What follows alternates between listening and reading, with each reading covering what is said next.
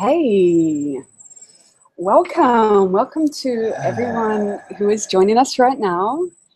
Welcome to everyone who's watching this later. Welcome to TyeZan. Thank you. I'm Sonja Shradha Devi, and I'm an intimacy and empowerment mentor, facilitator, and healer. And I love holding these free webinars with people who I can really see are really living the embodied truth. And I really, walking their talk, and also like including their sexuality and their spirituality, and really showing us how we can live a next level life. And I've known TyeZan from dance floors like many times before I actually met him. And he's the kind of guy that I would look at him and think, wow, I wish more guys had a little bit more of that, you know, like they could learn some things from this guy. And another part of it is that like wishing that more women could get to experience what it's like to be in the presence of a man who can be so fully present and in his body and in his power. And I also experienced TyeZan to be someone who has a lot of integrity. And so that's why he's here, because I'm also really dedicated to showing how a sense of embodied power can be mixed with deep integrity. So that's why I've invited him to be in this space. We're in a garden in Bali. We've just been contact dancing in the garden and meditating to prepare. And we're really happy that you're here. Those of you who are watching right now, thank you for tuning in. Sorry if you came an hour ago and I gave you the wrong time. Happy that you're here sharing presence with us. It's my intention to really give you lots of a potent transmission for you in this next hour. And so we're going to be really diving deep into the topics of how to live an orgasmic and tantric life. And one of the reasons I chose this is because I knew that TyeZan has a lot to share about this topic. And also, I feel it's really important for us to demystify what it is to be an orgasmic person. And I know TyeZan is going to be able to do that. So, welcome. Thank you. And thank you for recognizing and inviting me to be here. Oh, you're welcome. Okay, so we're going to dive in right now. First, I wanted to ask you, like, because when I see you and I feel you, I feel your power so strong. I know this is the kind of thing that all of us can actually cultivate. And I know that something, and I actually wonder, was there a time before you had this deep embodied presence? Like, was there a time before you felt confident in your body and in your power and with women? Was there a time before that? Of course. Was there? Please tell us about that. And it's an ongoing process. You know, I mean, every time I'm in a situation where I get to experience things that are coming up for me that might not be comfortable to look at or might not be comfortable to own, you know, that's still part of the process. So things are still coming up for you that are difficult. Oh, yeah. Oh, well, good. Difficult in the sense that they're challenging me to walk my talk. Oh, nice. So, and that's the beauty of life, you know, just to be able to not stay in one place, but to be able to continue to grow with the tools that are available. Mm-hmm. So. And I mean, was there a time where you were more shy? Could you say a little bit more about that and a little bit more about how you began to cultivate that more? Well, I've always been a bit more introverted than extroverted. I don't know if shy would be the right word for it, because I've always been, even before I got to a place of maybe where you feel me now in terms of being in my power, I was still always a bit intimidating for people. I get that. I think I was always a bit intimidating too. Because I guess because generally I don't like laugh a lot, even though I have a really strange sense of humor and I can be quite comical. But when people, unless they get to know me, it appears that I'm closed, and it's difficult maybe for me to be in communication or contact. And it's simply part of the fact that life comes to me, and I tend to really honor that when someone comes into my presence and they recognize who I am, then it gives me a chance to express and show them maybe sides of myself that they wouldn't see just from seeing me from a distance. So and has that been a process of growing to know and accept those different parts of yourself? Oh, sure. Yeah. And the process sort of started for me about 8 years ago when I moved to Bali. I had just come out of a very dysfunctional relationship, and I was trying to get some way of balance and healing through the effects of that relationship. So I came to Bali pretty much licking my wounds, and just found this place to be so healing and so forgiving and so understanding. So in those initial few months of me orienting to being here and just letting the feminine, which is very much a part of the Bali presence, to let that be a part of my healing process. And then that started the journey in terms of me being now where I am in the work that I'm doing. So before that, I had different components of what I'm offering now, but I had never really synthesized them together and never really brought them all together in a way that I could express who I am at a deeper level. And could you, I know that you teach techniques on how people can live in more orgasmic embodied way. By the way, can everyone hear? I'm hoping you can hear. I just realized that there's no way you tell us, but like let's keep our voices up. So I would love to know about, actually, first of all, I'd love for you to tell us, like, what is orgasm? Okay, good. What I'd like to do is share a poem as an intro into the topic. Okay, great. Okay, and this poem is called Dance. Called what? Dance. Dance. And it goes like this. Seek not a cup full pleasure, nor flee a cup full pain, but sip a teaspoon both together and then oscillate like two lovers dancing in a sea of perpetual orgasm. Did you feel that? There was at some point when he said oscillate that I was like, oh yeah, okay. Beautiful. It's the oscillation that's a part of that process. Beautiful. And I love how that began with like, don't deny your experience. So don't go after the one and avoid the other. Okay, so don't go for, like, in other words, you could say, don't go for just the peak orgasm or your idea of what orgasm is, but actually be open to what life brings. What is actually there happening for you right now. So I use this technique called the perpetual orgasm. Perpetual orgasm. So perpetual is continuous, ongoing, and probably or possibly never ending. An orgasm is, for me, I define it as an endorphic and euphoric state. An endorphic and euphoric state. Of connectedness.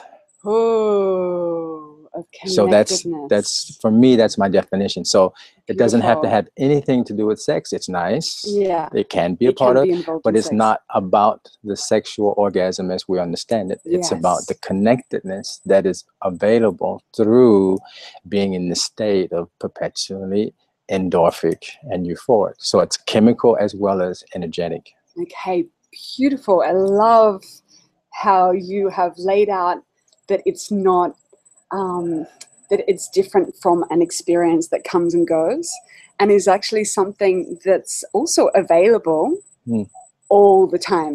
Exactly. And so could you talk more about, like, how does particularly someone who doesn't get that at all, who doesn't get a sense of feeling juicy and at home in themselves and orgasmic in their everyday life, how does someone like that access that kind of experience? Okay, so there are 4 key components to every orgasm. Or And to any orgasmic state. yeah. Yep. And so the idea, as you mentioned, is that you can be orgasmic anywhere, anytime. So there's never a time, to use a double negative, where you cannot be orgasmic. And even if you're in your deepest, darkest shit. Exactly. Yeah. Even then. Especially. It can be a doorway even further in. Exactly. Okay. Yeah. But it's going to take you to a place that is no longer what you're going to consider as being dark, because you're going to be able to move into this space of being orgasmic, regardless of what's happening. Mm-hmm. So we look at the 4 components. Mm-hmm. And when I say you can be perpetually orgasmic, it also means it has to be so simple that it can be done and had anytime. Mm-hmm. Right? So the things that we need to be orgasmic, we have. Yeah. We don't have to go looking for them. Yeah. They're available.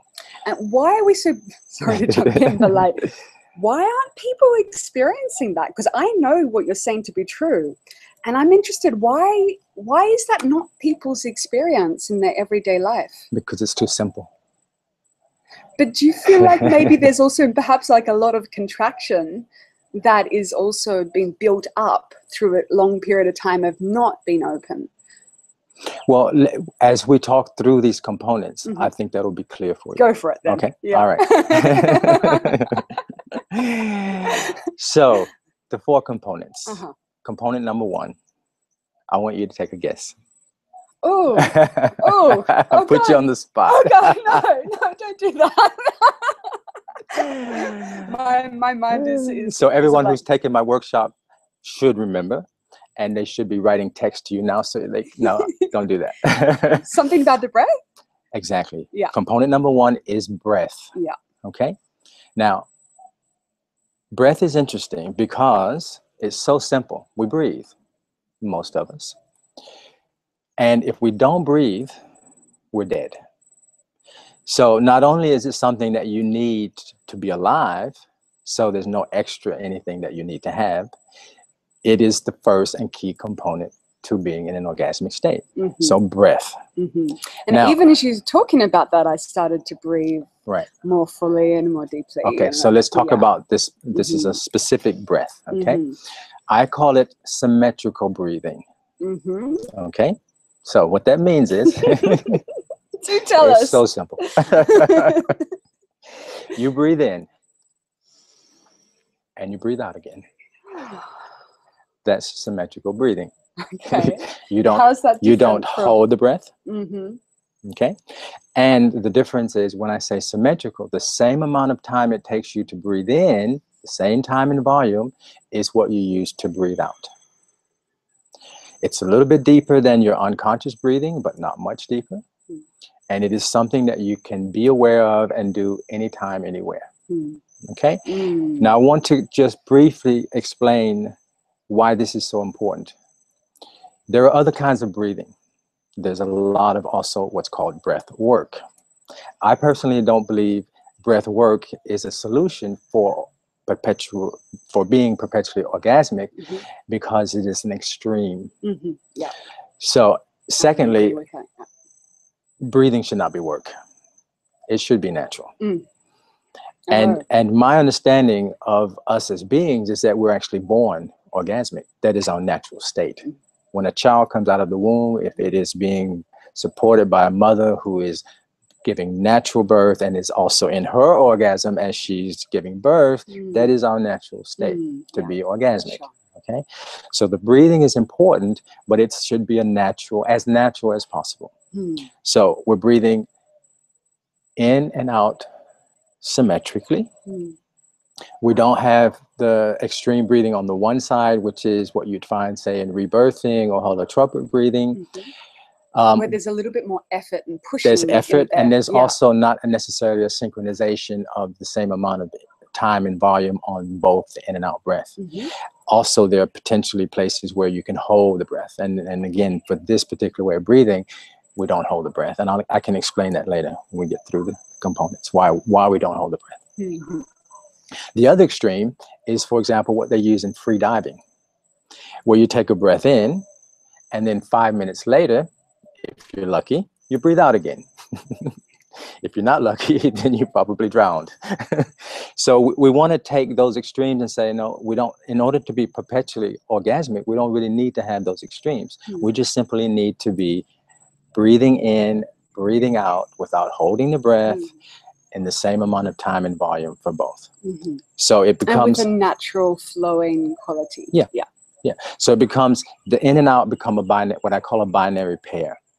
So each in and out are synchronized together. So that means I can have one in and out breath that might be deeper than the one before it or the one after it. But each time I breathe in, whatever that volume and amount of time is, that out breath will be paired to it. So it's always staying together. So you're saying that people would do this all the time?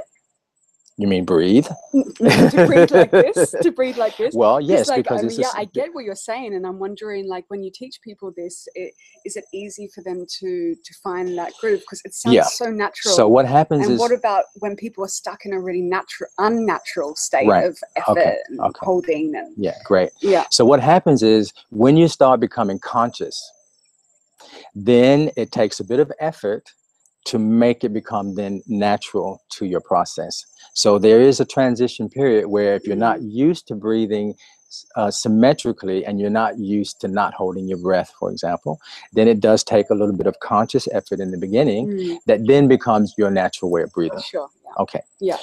So another... And the word conscious is kind of the big thing there, isn't it? Yeah. It's when you actually start to be aware of your body and your breath. Right. And I would also suggest that this becomes quite natural. Right. And when it becomes natural, then it can go back into the not conscious, but it is a natural part of how you breathe. So you don't have to stay, okay, I have to remember that. That just becomes a part of the process. Absolutely. And this is the beautiful thing about conscious embodiment, is that and sensual embodiment is once you actually tap into that different way of being, that actually becomes your baseline experience. But yeah, it's true that there is at some point, there's a point where you're transitioning over into that. So yeah, go on. Okay. One other thing I'll say about the breath for now is you're breathing from the womb. Oh. So that's a key part of how this breathing is done. It's done from the womb. We can talk about that also a bit later. And that will be for men and women? Yes. Beautiful. Yeah. So that's from the Hara, yeah.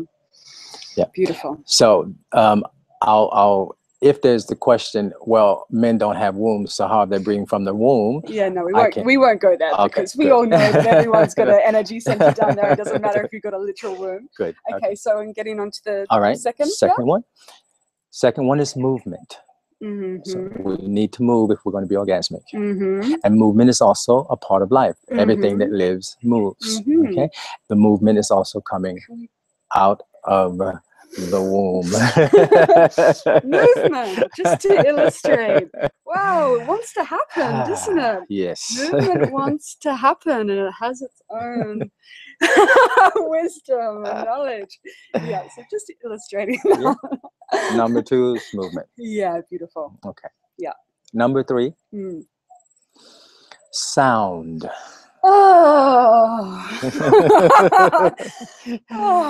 And not just any sound, sensual sound. The sound that expresses out of the womb. The movement's coming out of the womb as well. So the breath, the movement, so it's coming from down there, and the sound all coming out of the womb.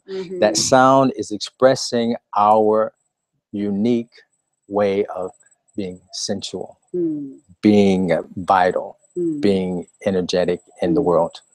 Okay, it can be as subtle as a natural expression of what, like, sound that's coming from inside that is expressing from within. It's not a chant, which comes from here.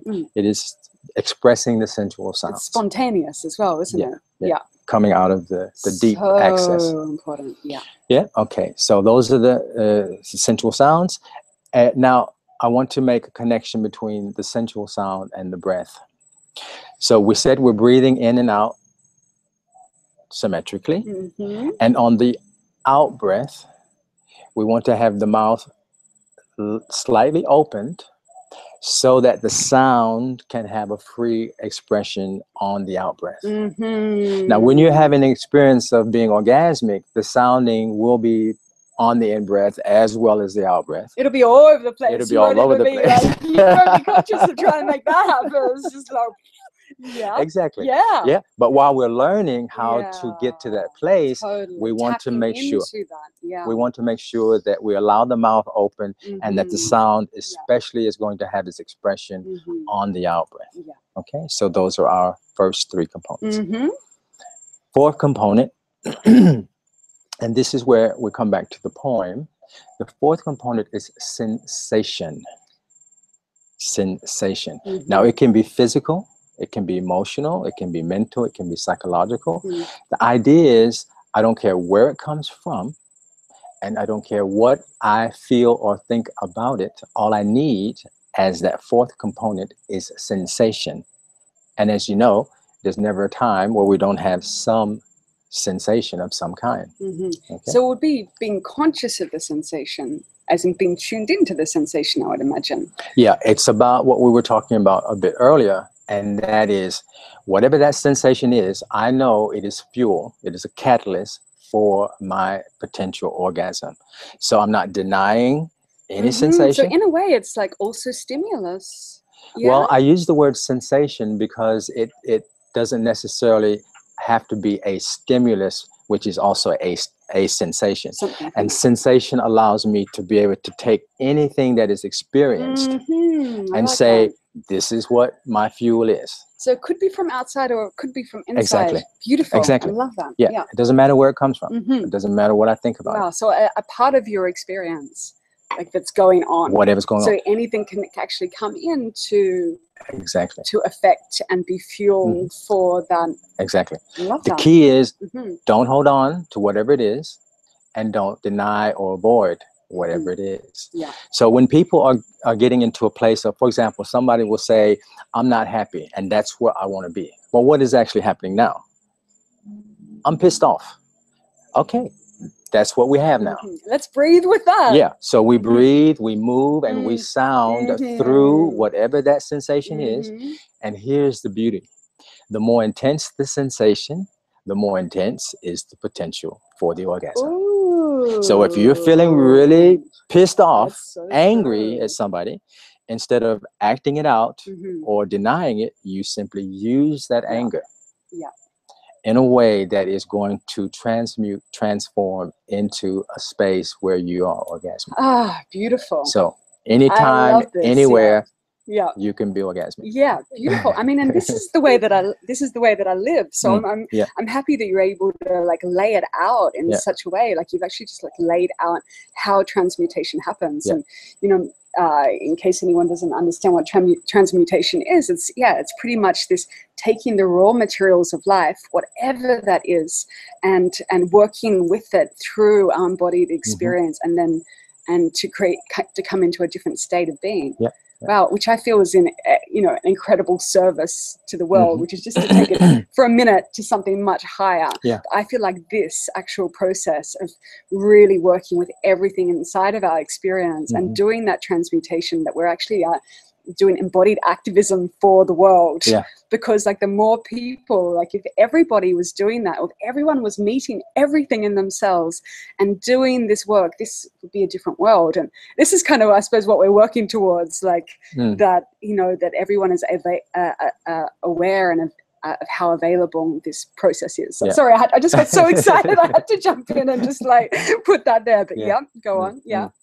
Yeah, so those are the components. Beautiful. Wherever I am, whatever's happening, I use those and I transmute whatever that experience is without trying to do anything about it, simply allowing it to be. I don't hold on to it because it's going to eventually move to something else. And then also that sensation becomes the new fuel. That's okay. But I will also suggest that if there is a holding on, that's a different kind of thing to be working with. So like even if there is like a sense of holding on, then that kind of strong energy can also, I imagine, be used too. Right. Okay. So what happens, this is in the work that I do in the individual sessions called the New Body Activation System. Inevitably, as simple as it is to breathe in and breathe out, and not give one more than the other, and not hold the breath or stop breathing, As soon as something becomes a little bit overwhelming, yes, the breathing will stop. Now, Yeah. when I say stop, what I mean is, for example, some people will start breathing in and they don't want to breathe out again. Some people will breathe out and they don't want to breathe in again. Yeah. So based on which of those is happening, it gives me a clear idea of what is happening with this particular person. Sure. So if you breathe in and you don't want to breathe out again, that means whatever it is that you're experiencing is what you're interpreting as being so pleasurable or so enjoyable that the feeling is, if I breathe out, I'm going to have to let it go. Oh, okay. Right? Okay. The other extreme, or the other side of that, is I'm going to breathe out, but I'm not going to breathe in again. Generally, that is because something is so uncomfortable, or what we would interpret as painful, that the feeling is, if I breathe in again, I'm going to have to experience it again. And the key to this transition is just continuing to breathe without holding. And also noticing that you do that, like noticing what the pattern, that there is a pattern, because I think like that's like the main thing, is that so much of this is unconscious. Right.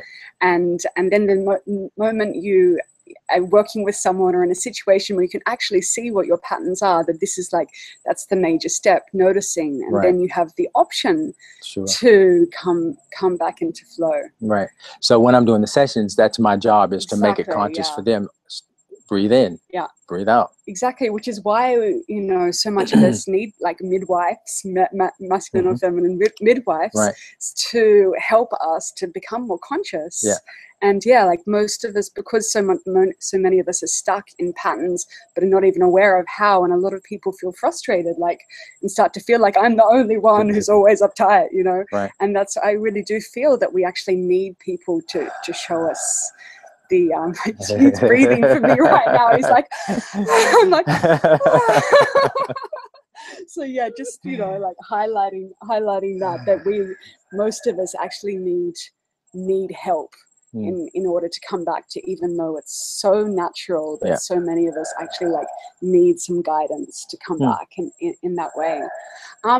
And I'd love it if we could move a little bit into this masculine and feminine dance. And I'd love to, because I feel like we've really touched into what orgasm is and separated it from a more limited view of it and expanded it out and looked at how accessible that is. And I could go forever asking you questions about that, and maybe we'll loop back into that. But I'd also love to hear your take on this masculine and feminine. Like, you know, there's a lot of people talking about masculine and feminine these days.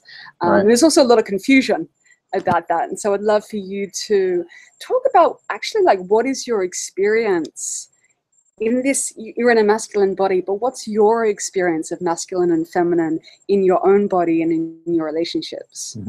Okay, I need to give a little bit of a background for the understanding of how I use the terms. Sure, please do that. Okay, so for me, there's 3 different distinctions.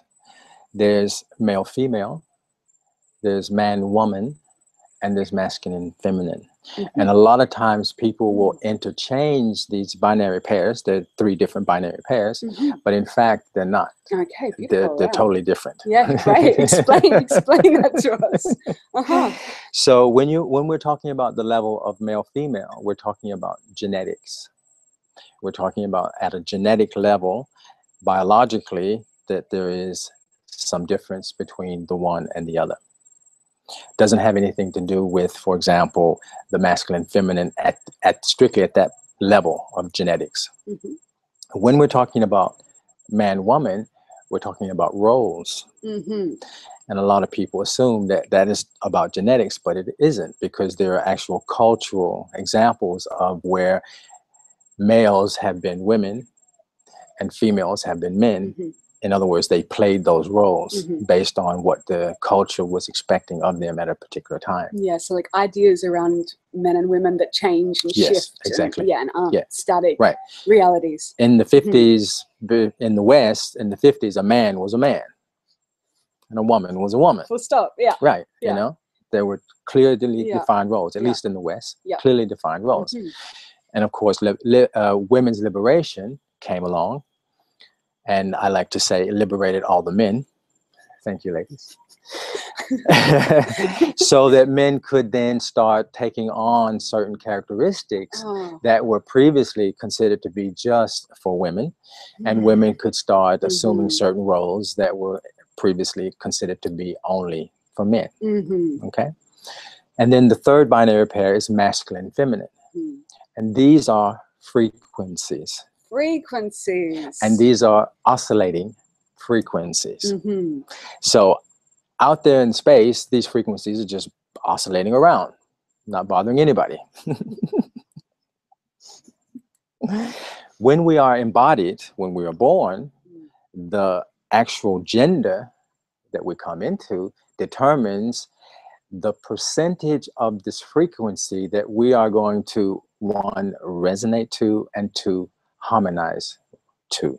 So we have the capacity in a male body to express both the masculine and feminine frequencies, and in a female body to express both the feminine and masculine frequencies, of which there are binary pairs. There's the sacred and the shadow of both masculine and feminine. Yeah, which could also mature and immature. Yeah, well, I categorize that mature and immature for the male-female binary pair. But you could, some people would say, for example, mature or divine, or they will use different expressions. Yeah, I just have a terminology that I use in my work to make sure that when we're talking in the workshops, and then we know what we're talking about. Cool, great.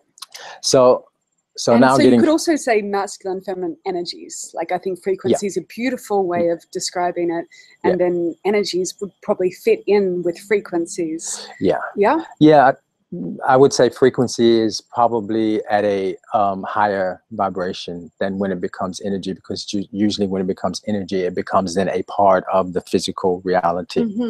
In terms of talking about relationships, how do you bring in that masculine and feminine into relationships, both in yourself and in this dance? So I'm comfortable with dancing first of all, within myself with these frequencies. So that's the first step. Yeah, that's really important. Tell us about that. Tell us about being a man who's comfortable with dancing with the masculine and feminine frequencies in yourself. What does that look like and feel like that? All right. So I'm going to use the terminology being a male that is dancing, allowing those frequencies, rather than man, because again, man is just a role. Okay, cool. Okay. So, but being in a male body and allowing these frequencies to dance within myself.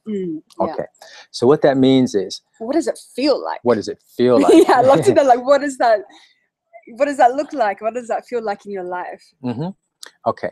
That means I am as comfortable doing things that would be considered to be, let's say, more from the frequency of the feminine, which is being creative and caring and nurturing and those qualities, as well as I am with being connected to the frequencies of what would be considered as masculine, which would be supportive and other qualities that we have, discipline, conscious, things along that line. So that dance is happening within myself, so that if I can dance comfortably in and out of those frequencies inside, then when I am present, for example, with a female who is just as comfortable with her internal dance as I am. It's a lot of fun, isn't it? Yeah. So what happens in a situation like that is we can dance in and out of those frequencies based on what needs to be expressed, without any limitation about what the role should be, based on the fact that I happen to be a man and she would happen to be a woman, or female, male, depending on how we would relate to that. So the dance then happens. Now here's my experience. So here's my experience. I'm comfortable in both expressions. I don't want to. Did you have to work to get to that place? I wouldn't say work. I would say I danced and played. Were there aspects that you had to make? Was there some adjustments or things that you had to learn to allow in yourself? Because I know that you are absolutely able to be in your feminine there. I remember we did like a tantric exercise and you cried, and it was so beautiful. And I was like, really like, wow, like that for me, that's when my deep respect for you really solidified, because I realized, this is a man who truly can like dance in that whole spectrum. And I think this is like, I love what you're talking about right now. So I'm getting a bit excited. And I think it's because you're laying it out so clearly, what can become available when two people have done, I'm saying do the work. Yeah, but because it actually kind of does take a bit of, it takes often some development to get there. I know for myself, and that so much becomes available in that space. And so I just wanted to like verify that, yes, that's really true. Like my experience as a woman, when I'm relating to a man like you, who is fully allowing those masculine and feminine frequencies to dance inside of you, then for me, it is an incredible experience to be in your presence. And because of the work that I've done, and where I can accept all the different energies that, like when we're relating, and we don't not relating in a sexual way, but when we're relating, it feels like this whole universe of energy and experience becomes fully alive and like an orgasmic state, actually. And how incredible that this is, that this is natural. But that's actually natural, right, that when all of us, when the masculine and feminine is awake individually, that's what actually happens when you begin to relate, that this dance happens. So as long as the two people coming together who are both comfortable with their own internal dance, then when they come together, it becomes quite easy to make the dance flow based on what is actually in front of me now. If you're presenting me with your masculine, I have no problem at all going into my feminine to give a counter dance. And so instead of like me going into my masculine and then like, what would be the other option of being able to dance like that? I just would like to explore that. Like what's usually happening, like for people who haven't developed, who aren't comfortable in these different energies, what are the kind of patterns that you see come as a result? Okay, so the one possibility is, let's say you're really comfortable in your masculine, which a lot of women are today. Absolutely. So that you're really comfortable in your masculine, but being in your feminine because of cultural indoctrination or political or religious indoctrination doesn't feel as comfortable for you. That's an example. So you're presenting, let's say it's the sacred, which means all those qualities of enabling and nurturing and supporting, all those qualities are there. Beautiful, healthy qualities. Right. But you're not comfortable dancing within yourself, so that the feminine becomes suppressed or ignored or whatever. Distorted. Okay. All right. So let's say we come together. Now I can dance. I'm okay. Masculine, feminine, either one's okay. You're presenting your masculine. So I'm going into my feminine just so that we have a way to be able to dance in this energy. But let's say I start to realize, she's stuck. She doesn't want to express, for whatever reason, what it feels like to have her sacred feminine come forward. So at some point, you would experience this as an energetic, I imagine. You'd be like, hang on, right? There's no flow here. Right, because I'm going to want to, eventually I'm going to want to go back into the sacred masculine. I don't want to stay in the feminine. I know how to express the feminine, but I don't want to stay there. Yeah, and this is a huge issue because the women are going into the masculine, the man has to go into the feminine, and then he has to stay there. If she stays there, he's going to have to stay there. And then you get the situation that so many men and women are in. But as long as, but the thing is, as long as we stay there, we can dance. But how interesting, for me, how interesting and how long am I going to be willing to only present to you my feminine in order for us to dance? Not very long. For you, it's like because you're conscious and you're like, hang on, I'm noticing my energy stuck. And so this is where awareness and consciousness comes into it, because if you're not so aware, there might just be some dysfunctional patterns playing out, but you don't know how to get around it. You don't know what the issue is. But because of the work that you've done and because you are comfortable in the whole dance, you probably experience, I imagine, like, hang on, I feel stuck here and I'm not prepared to keep on staying stuck. Yeah. Well, I don't see it so much as me being stuck, but what I see it is as the person that I'm engaging with, uncomfortable with allowing a dance to happen outside of her presenting her sacred masculine. Okay. So again, that then becomes a place where I either go, well, okay, it was an interesting dance and it was a lot of fun, but it was too limiting for me. Too limiting, yeah. Right? Yeah. I would prefer to be with someone who's willing to dance in and out of all these possibilities rather than just one set of possibilities. Yeah.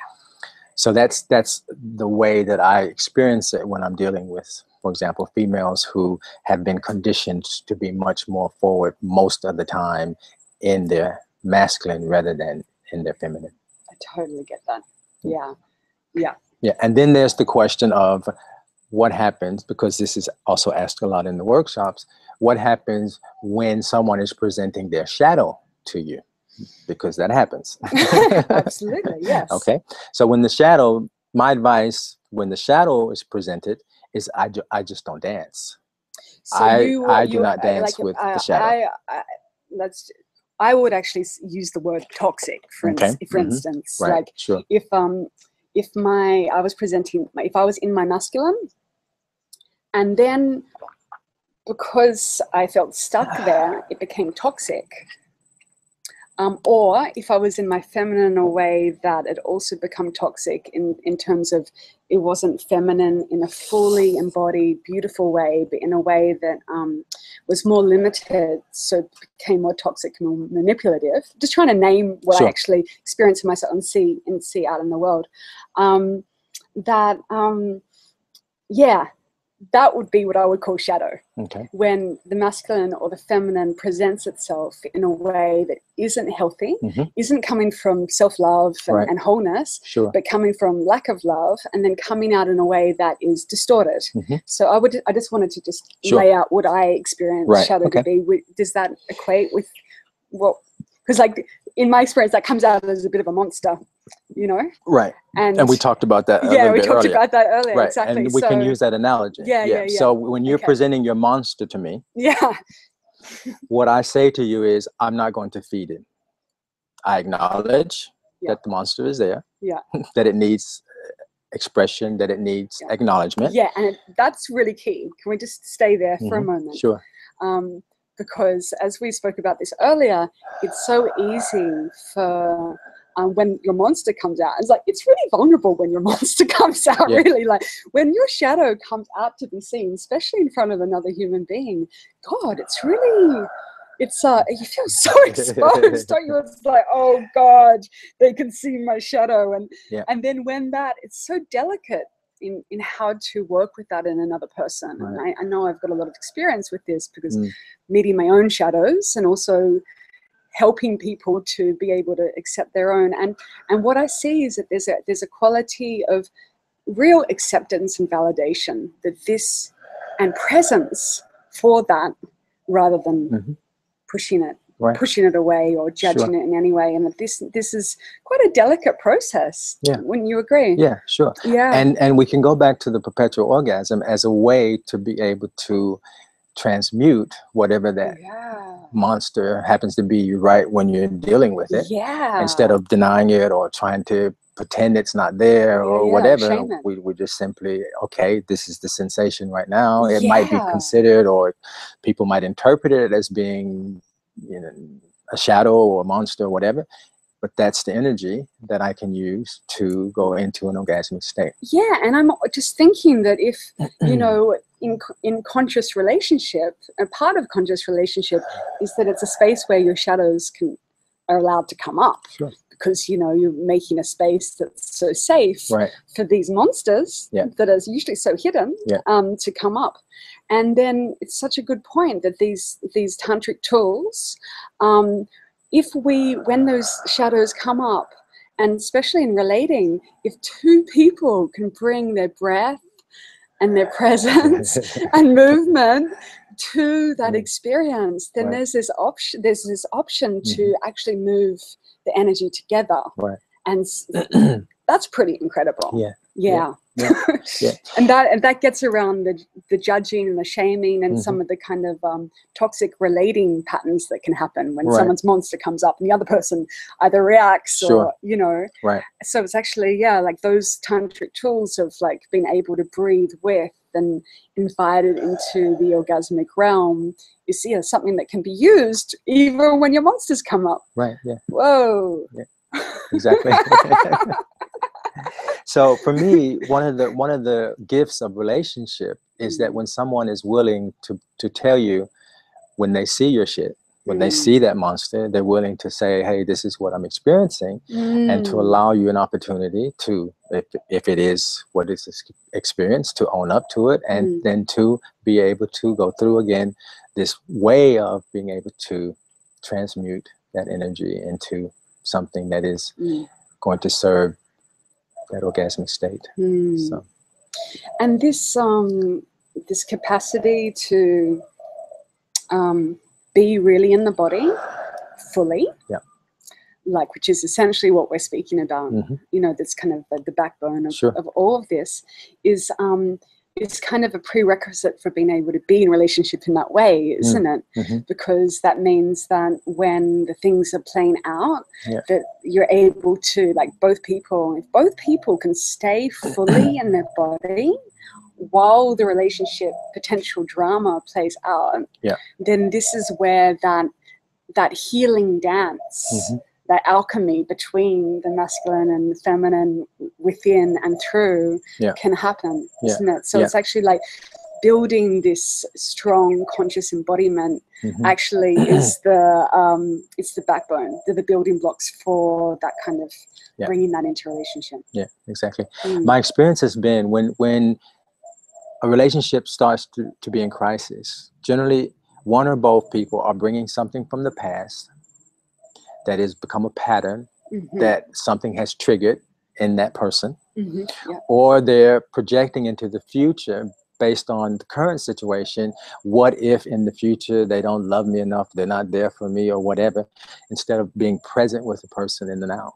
So, you know, I used to hear this term, be here now, was very popular back in the 70s and 80s, but this technique is really a way to be able to find the way to be in body and be in here now with whatever is happening. Yeah. And so it's like be here now, but it's be here in the body fully now. Like that must be like the new version of it. Because that's actually like be fully here now, fully with every aspect of what's playing out. And the workshops that I do, these 3-day workshops that I do, I call them bodyfulness instead of mindfulness, because it really is about being able to have the connection with body and being accepting of body's intelligence and what body needs in order to be expressed, so that you're not collecting what I call garbage that gets then into the memories of the cells that then has to somehow be through some way of being able to be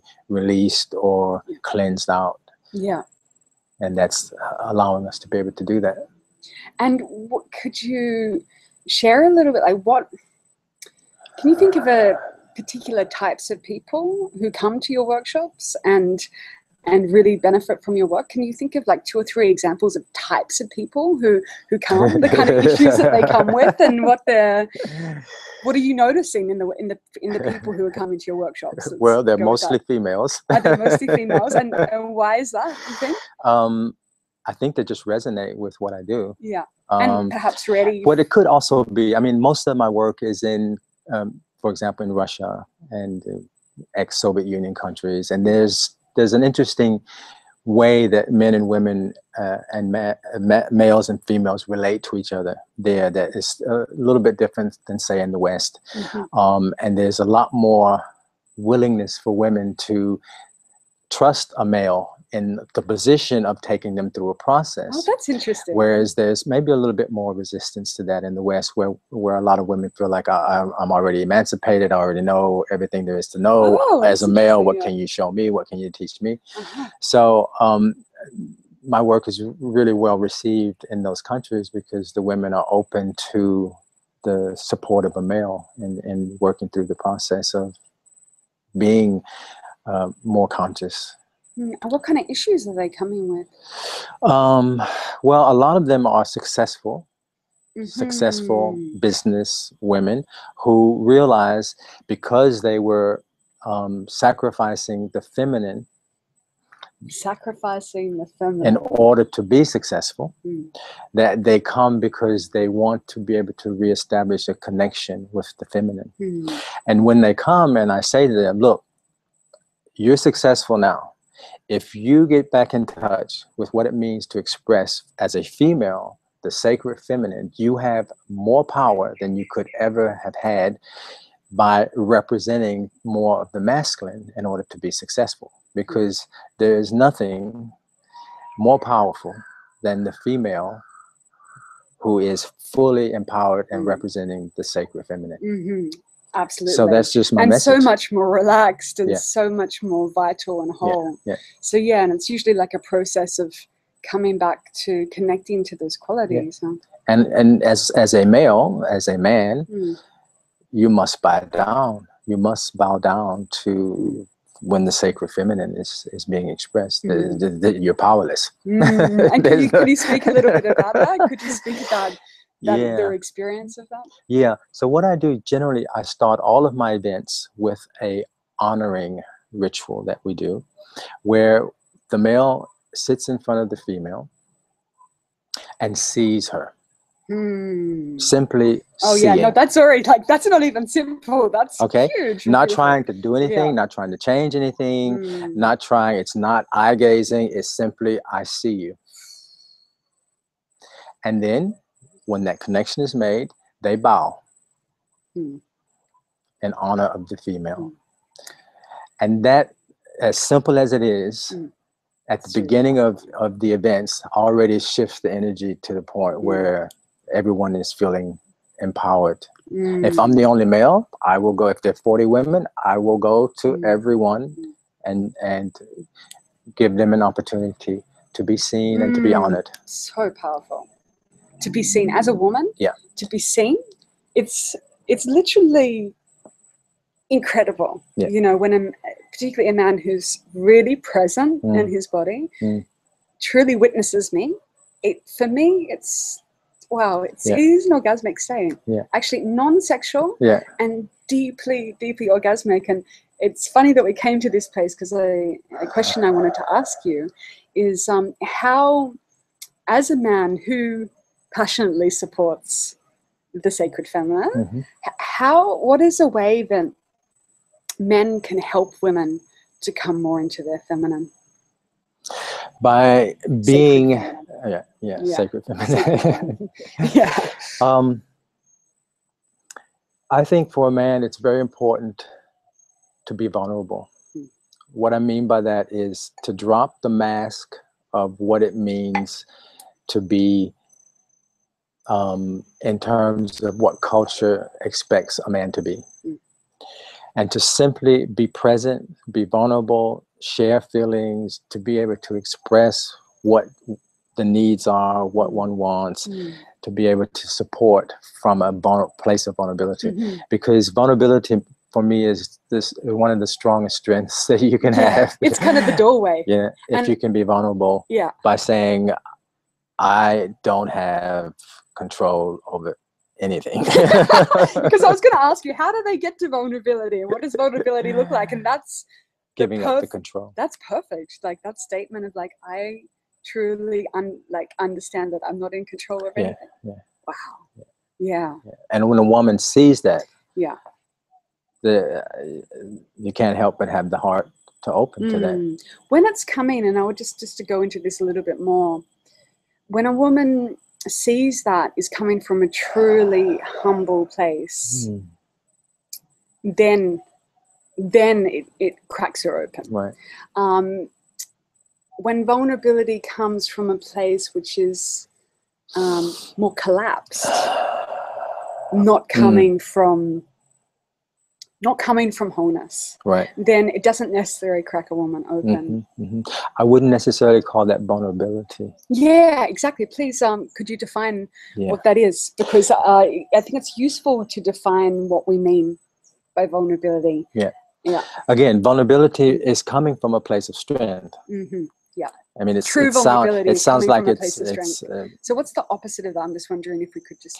Well, coming from a place of need, coming from a place of wanting to appear to be something that one is not, for example. Yeah. I mean, those are places where immediately you can sense there's no sincerity in what is appearing to be vulnerability, because it's not really vulnerability. Of course. Vulnerability comes from the strength of, I know I don't have any control.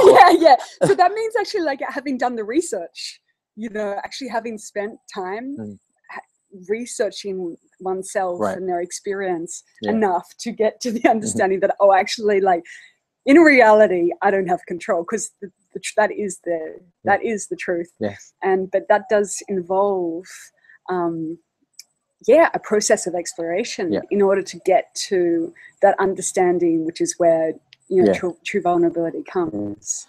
Yeah, you have to go through the heat. Yeah, this is what I'm trying to get to. It's you have to go through the heat. Yeah. So what advice would you give to men who are noticing that they're more stuck in more rigid way of being, and would like to access a more whole way of being where they can serve the feminine more?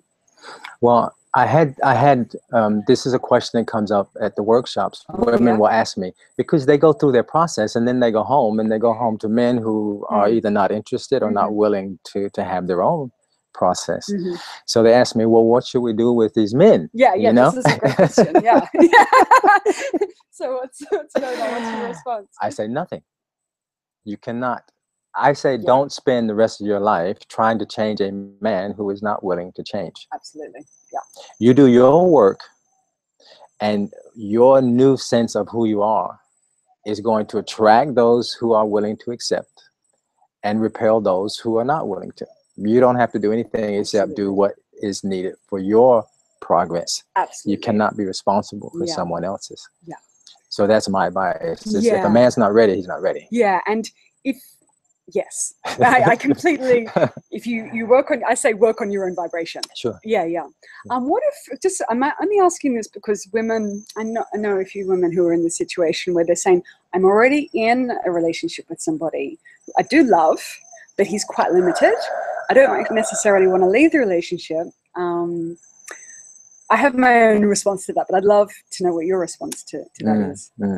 Well, I've had that actually in the workshops as well. Yeah, I'm sure. I'm sure you have.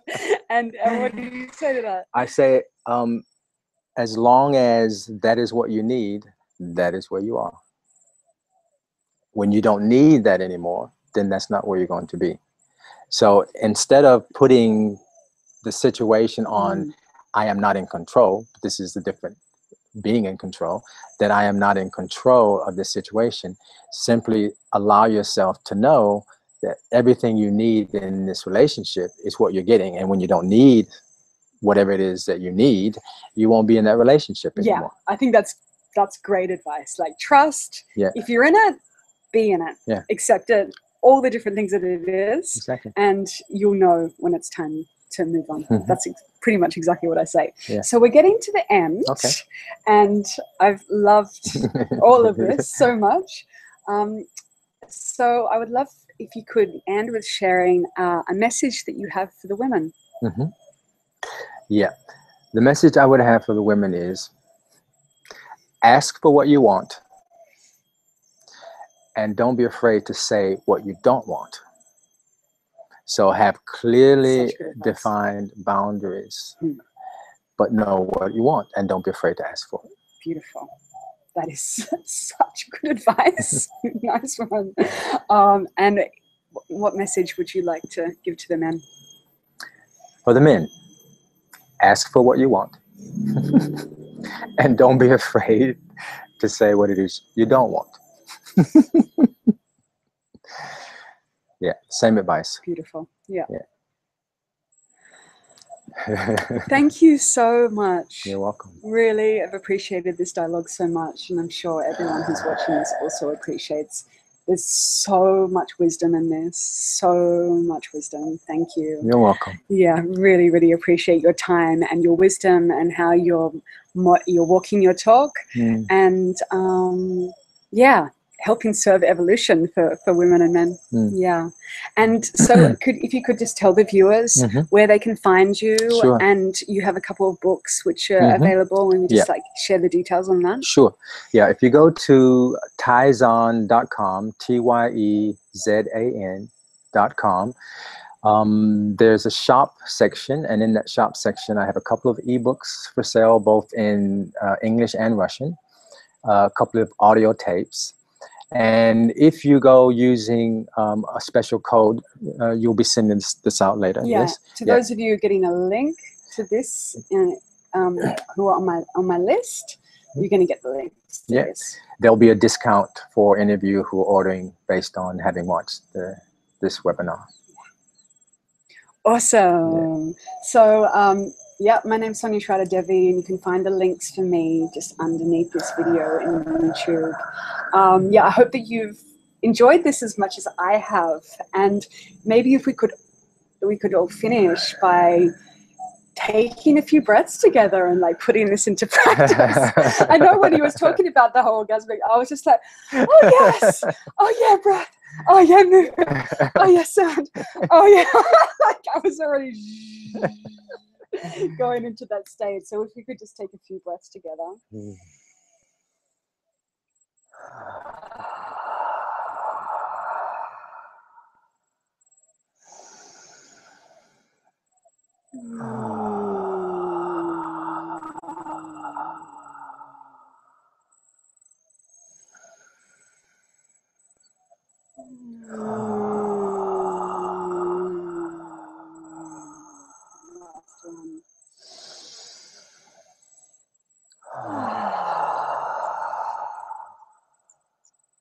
That's a love. That's a love. Thank you.